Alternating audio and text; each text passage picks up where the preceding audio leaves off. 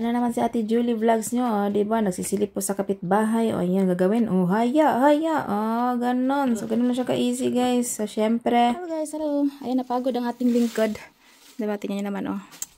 Wala na tayong, napagod kami, guys. Kasi nga, naglinis kami ng maliit na garden. Napagod ang mga person. So, labas muna tayo. Pakita ko sa inyo kung anong ginagawa namin sa araw na to. Ayan, sapatos muna tayo. So, ito po ang ginawa natin.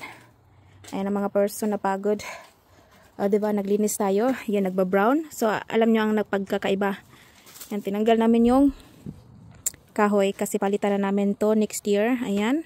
Pakunti-kunti kasi malapit na kasing winter, guys. Kaya ang ginawa namin is pinutol muna namin kasi palitan namin next year. So, tatanggalin namin to. So, ngayon, hindi pa namin tatanggalin yung mga ganyan. Baka next year na lang, no? Pag malapit na matapos ang winter. So, ngayon is, ayan ang nangyari. Ayan po. So, naglilinis ako kanina. So, we will continue, guys. Kasi, tingnan nyo naman, oh. Help tayo, no? Tingnan nyo, napakadumi. So, kailangan nating brasan yan. Lagyan ng tubig or something else. Ayan, tatanggalin na din yan kasi natanggal na. Diba, nakakapagod. So, we will see next year kung ano mga ganap. Ito is parang soon, tatanggalin na din to. Parang ganito na yung, niya, ihaligi, no? So, pagplanuhan pa, guys, kung paano. Ayan. Parang pagod na kami pagod na pala siya. Siya laging nagtatanggal ng mga grass dyan. Sabi ko, tanggalin na lang natin lahat, baguhin, at magtanim tayo ng yung grass na pinong-pino. And then, magtanim tayo ng apple dyan. Yan ang naisip ko, apple. Kaysa yung tanim dyan na parang, ano ba yun, plumer na green. Lagi po siyang nahuhulog yung mga bunga at sayang, hindi naman masyado nakain. Kasi nga nahulog siya at hindi siya maganda yung lupa. So, ganon. Ayun po ang mga ginagawa dito. Diba? Napagod. So, we will continue. Pusin muna natin yung ginagawa natin kasi hapon na dito. So, parang ang weekend namin, guys, parang walang break, no? Ganito talaga every weekend. Busy po kami. Meron kami mga ginagawa. Kung hindi kami mag-walking, maglinis dito sa bahay. Kung hindi sa labas, no? So, syempre, naisipan namin ngayong araw na to at kailangan namin tanggalin yung kahoy. So, una namin ginawa is nagpunta kami sa opisina. So, naglinis kami doon at syempre nakapag-decide kami na tanggalin yung kahoy. O, di ba, pagkatapos namin maglinis doon, guys, dito na naman tayo. O, di ba, nakakapagod. So, ganun talaga ang buhay. Every week, inakala natin is magbe-break tayo, no? Mag-relax. So, syempre, hindi to relax, guys. Parang stress pa rin yung weekend namin, no? Kaloka. So, syempre, unahin mo natin yung mga gawaing bahay bago makapag-relax. O, diba? Ayan, ganun ang buhay. Kanina, nag-extra work tayo. At syempre, yung extra work ko, hindi ko talaga binitawan yun kasi nga nakakatulong sa akin yun. Diba? Mga 8 years na siguro ako nagtatrabaho doon. 8 years, 9 years.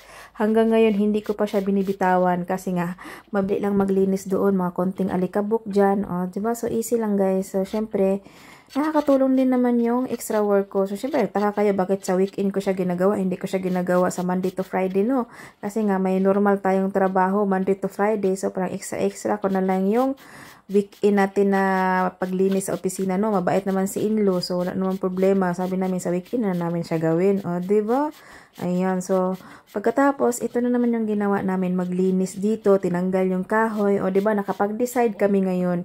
Kasi nga, lagi na lang namumulot na mga dahon, yung mga sirang mga, dyan, yung sa plums, damay mga buto-buto, natatapon. Sabi namin, tanggalin na lang natin yan, parang naluluka ako sa'yo. Lagi ka na lang kuha-kuha ka ng mga mga dahon, no? Diba? Kasi nga nahuhulog, guys. O, diba? Hindi nakakatulong, guys.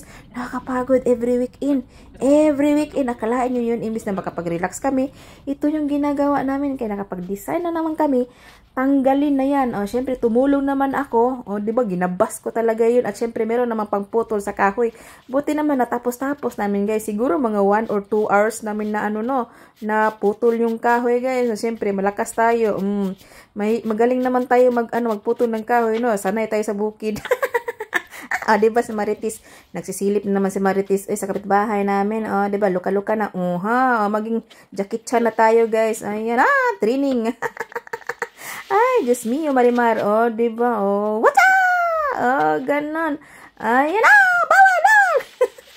Ayan, tawa man na tayo kahit pagod, o, di ba? Siyempre, yung kapitbahay namin is isil na yung, ano niya, bahay niya. Iwan ko, hindi na siguro siya titira dyan kasi, kasi nga, ang chismis, guys, yung anak nila is, ano na, may ibang bahay na, no? O, meaning, lumipat na, guys. So, siyempre, dalawa na lang sila. Napagod, siguro sila maglinis sa bahay nila, o, di ba?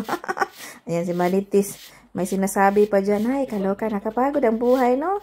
Kala namin weekend is parang magre-relax day, pero hindi talaga relax day, guys. Parang stressful, ha? Lagi na lang akong stress. Ay, sabi ko, nanggigigil ako, eh. Buti pa sa bakasyon, makapag-relax tayo, no? Pero sa bahay, kahit weekend, imbis mag-relax, nako, stressful.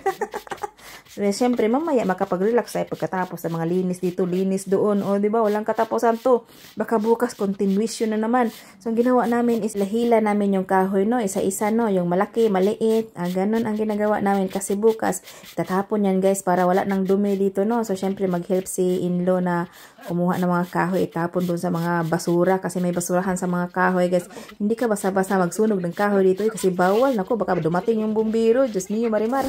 So, ganyan po ang ginagawa namin. Hinihili-hilira niya lahat.